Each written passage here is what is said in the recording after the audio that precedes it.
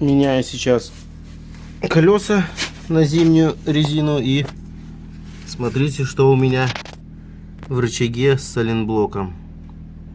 Ему полная хана. Видно, какие разрывы. Теперь понятно, что у меня ляпает в подвеске. Но в скором времени я буду их менять. У меня уже давно лежат купленные оригинальные рычаги.